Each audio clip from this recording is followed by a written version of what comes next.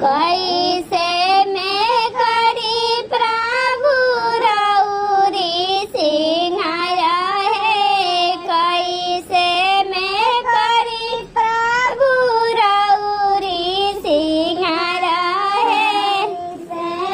माड़वा के आरी पाछी भैया रखावा रहे, माड़वा के आरी पाछी पापा